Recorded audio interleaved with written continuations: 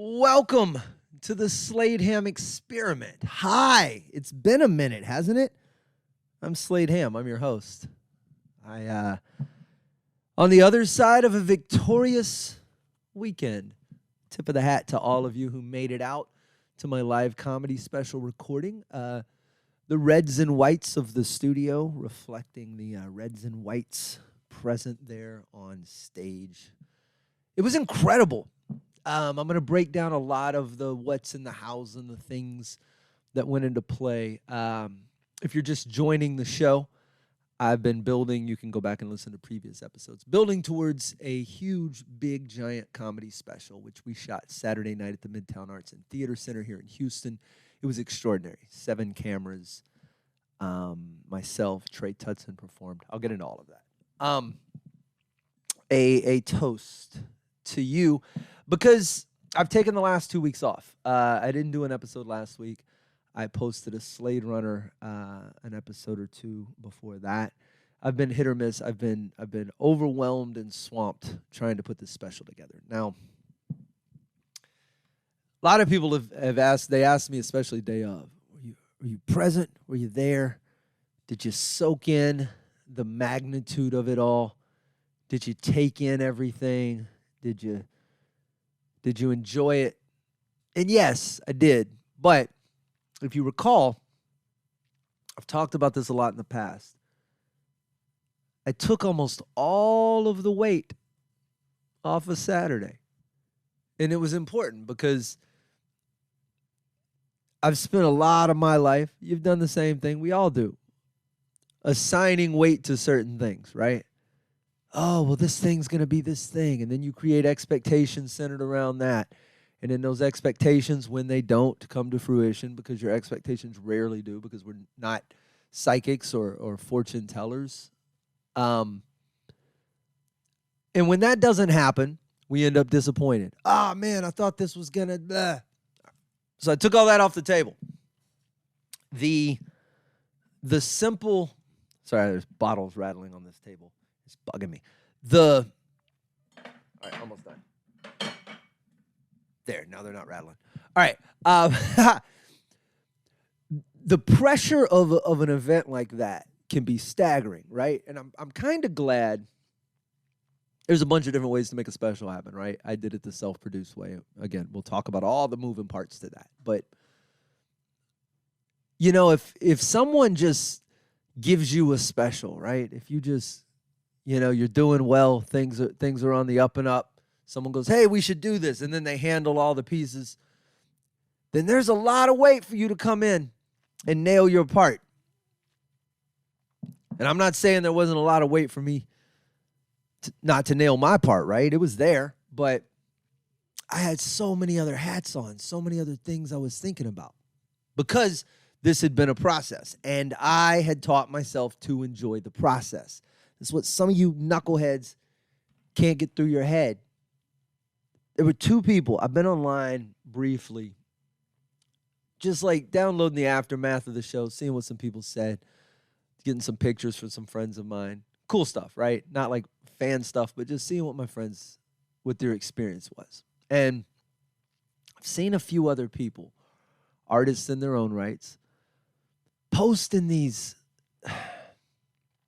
How do I say this? What they're making is not good, but it's in the realm of desperate. Nothing hurts me more than seeing people I think are talented scrambling for some sort of purchase. I want an Instagram account with 500,000 followers. I want this, I want this. They're all really weird, superficial goals. None of them have any meat to them. I see comics who are making these little short form things. Not that they're not good, they're just not them. You go, if I left this dude alone in a room with a bunch of stuff, and there was no internet, and there was no hope of virality, something going viral, if that wasn't on the table, and that wasn't a path to fame, perceived fame specifically as a stand-up comic or as another sort of artist, then I don't think these people would be doing these things. That's the rub. That's the corner I painted myself into. And you could take all of this for a grain of salt. If you don't make stuff and you're not interested in stuff, you can turn all this shit off. I don't really care. But this is sort of how I got here. And now, before I know what any of the aftermath will be, before I know if this special will get picked up by any distributors, if I know if it will end up anywhere where it's visible at all, if I know that it will just exist on a YouTube channel, before I know any of that, I get to talk about why I did it, how we did it. That idea of entering contests and begging for people to vote for me and hoping for short form content that someone likes one of that maybe will lead them back to your page. And if that works, you still got to keep making short forms. It's all the reason you do all those things.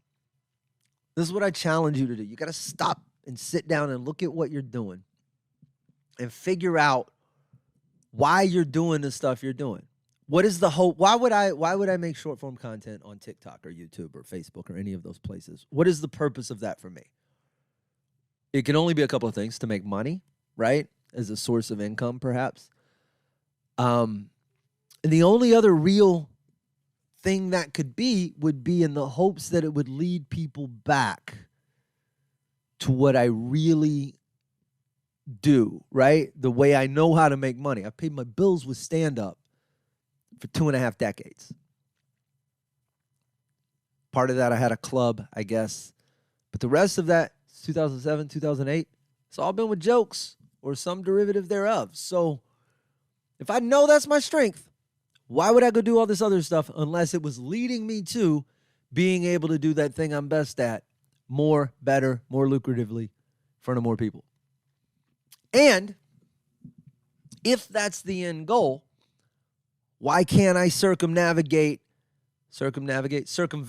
go around those steps in the first place? Why is the only path to the front of the line through these little stair steps of tiny 30-second content that I want to make? So I made the decision to just go for the end first. Take all the stuff we learned over the last couple of years. And the things I had to learn were immense, all right? If you're making a comedy special, here are your options. If you Google full comedy special on YouTube or Google or wherever, you're going to be met with a slew of shows shot by comics in a club. Everything you're trying to do as an artist should be to put yourself in a tinier niche, a little higher up the ladder. That's where you're trying to go, where there's rarer air, less populated. That's what you're trying to do. So kids, when you're out there on TikTok and you're just clambering for the eyeballs of somebody for 15 seconds, and then hopefully that leads back somewhere, just know you're doing that with 200,000 other people. And when you go to make a stand-up special, when you go to tape your full comedy special, make sure that you weigh out your options there. Because you can do it in a club with 3 cameras pretty simply. Checks all the boxes for full comedy special.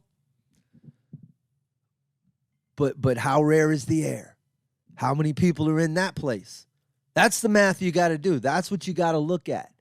How much do you spend to get that? How much effort goes into that? How proud of that are you? How much weight then is on that to do well because you only put a little bit of effort into it? So the outcome has to be better. Versus, and I'm not saying this is the right way to do it. I'm saying that I had boxes in my head I had to check. And none of those things were going to check those boxes. I needed to know what it felt like to do a large-scale special, a special that felt like I've been doing comedy for 23 years, something I wrote intentionally, something I invited a crowd out to, something they showed up for, something we built a set for, something I hired the right artists to run cameras and lights and sound and all of the above. And if you do that, the process this 3-year process I've been in, okay, of learning to not just take my buddy Jerry Wayne Longmire's special. I'll talk more about Jerry in a minute. Immensely helpful, instrumental this weekend. Andy Huggins' special. We took things, we turned it up a notch. We learned a bunch more stuff. Then we took that team and we built mine. And we're not done. We got other stuff to do. But that 3-year process took the weight off of Saturday night. Saturday night didn't matter. Saturday night didn't have to be perfect. Saturday night was the result of all these other things, hard skills that have been learned, teams that have been built, the right players put into place. All those things they're concrete. They're locked in stone. They didn't have anything to do with Saturday night. Those have been 3 years in the process. Saturday night, we all just got to dance, do what we do best. That's how we got the film we got. It's going to be incredible. Now, the downside to things of this nature, right? And I've talked about it on here. The Andy special taught me a lot. It comes back to expectations, which is everything. You manage your expectations, you will manage your pain and pleasure centers much more efficiently. It's the mother of all letdown. With the Andy special, I had high expectations that Houston, Texas, specifically the comedy scene, I would bet there are, well, I know I manage the Houston Comics group. There's got to be 500 people in that group. They're not all comics. Most of them have quit. There's got to be 200 comics in Houston telling jokes right now.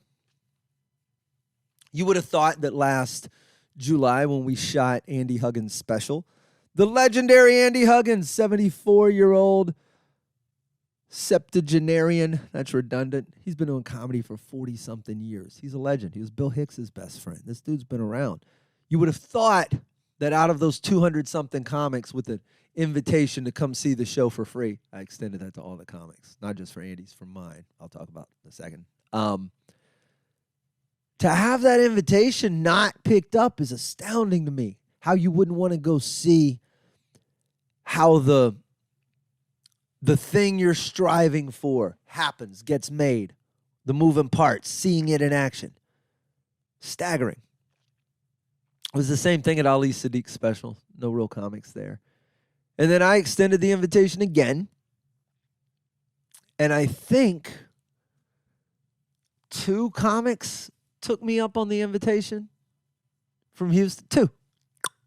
And one of them I don't think showed. So that doesn't mean there weren't comics there. The old guard that mattered showed up. There's also a lot of old guard who ignored it. And we can talk about that in a second. But a lot of guys, man. The Late Show, dear Andy Huggins, was right there in the crowd. My buddy Rich Williams came out. But most importantly, Chuck Savage, bassist from Mitch's albums. This joke sucks. Chuck wrote it. More importantly, fantastic musician. Craig Bush, Tom Hester. Like these are just legendary comedy names. So cool to see a lot of those people. I recruited some friends. Trey Tudson opened the show for me. Instrumental in not just setting the stage, but in, man, this kid helped me through the whole process. You know, because you got blind spots, whether you like them or not. And in a lone wolf situation, which is what stand-up is, what I do, working by myself almost all the time, I knew I was going to be blind going into this. You start doing things a certain way, especially me. I get this way. I start doing a set a certain way, and I just stop considering it might work better a different way. So you got to bring your friends out on the road with you. You got to let them see what you're doing. You got to let them have some input. Trey and I had like a 4-hour conversation on the way back from Kerrville, wherever we did that show. He had me move one of the jokes up earlier. It was a joke I moved late in the set because I thought I was going to need the crowd to trust me before I did the joke. It was one of those jokes where I was like, you need to know me before I tell this. And then Trey was like, man, that's how they get to know you. You should move that joke earlier. And it now sits at like 8 minutes in the show versus 50 minutes. It's so smart. None of that possible trying to do this by myself. I mentioned Jerry Wayne Longmire came in and swung a hammer way under his weight class. That dude managed my whole floor for me. Handled my guests, handled the producers who came in. I couldn't think of a more amiable, competent human being. And this was completely non-comedic. And he just stepped up and swung the bat for me, no questions asked. So, Jerry and Trey, my friends, appreciate you. There's a helmet right there that came from Sam Damaris Night of Show. That was pretty cool. And then tons and tons of friends and fans and other people. That it was so good to see all of you people in from multiple states, even out of the country, for this. And then we opened the show. This was fun. My friend, this won't be on. We probably won't air this on tape, so I'll just have to tell you. But I called up. I wanted some Houston love in this, right? All these projects I've been working on. Jerry Wayne special. We got some good downtown drone footage. I shot a Houston skyline. Andy's. We did some stuff down at Eleanor Tinsley Park. That's very Houston centric. And then for mine, I struggled with what I was going to do, and then I thought, you know what?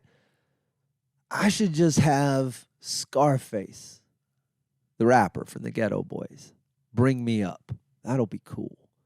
That's Houston. That's centric. He's got it puts the rubber stamp on things. So I call him, you're like, man, me and Brad have been friends for probably, I don't know, moved to Houston in 2008. God, dog, 15 years. I've talked about him on here. We met at this old bar. Got to be really good friends.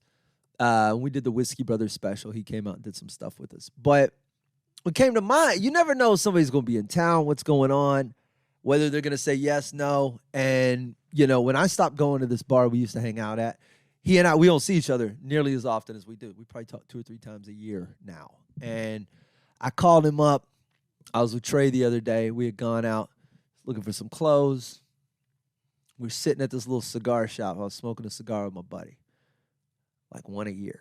And I called Brad up, and I just kind of ran it by him, and he just cut me off mid-ask. And he's just like, man, why you even got to ask? What time you need me there? Dude, that was the icing on the cake. So we get out there, and so you got pictures. This is the way we have the theater set up. It's like a concert or whatever, right? So my set is this big, bright, red, tiled background, has my S on it, and there's some wings. Well, there's a curtain that closes between my backdrop and those wings. So I'm kind of standing behind it, waiting on Brad to intro me, and he's telling a story. So he's like doing 5 minutes of time in front of this crowd, and it was really kind of fun because he's getting laughs. I've seen a lot of musicians, a lot of actors, a lot of people who aren't stand-ups tell stories, and it's not good. And this wasn't perfect, but he told this story where he had his kidney transplant, or was this something different? I can't remember. Anyway, Scarface was in the hospital here in Houston. They had him in like this presidential wing. I don't know where it's, wherever you go. I guess it's a celebrity wing. I don't know. It wasn't where regular people go when they're at the hospital, because he was in the same building my dad was in when he was in the hospital. I knew that whole building, and I didn't know there was some super top secret wing back there. Anyway, whatever he was in for, they had him on some painkillers, some morphine, and it was making him itch.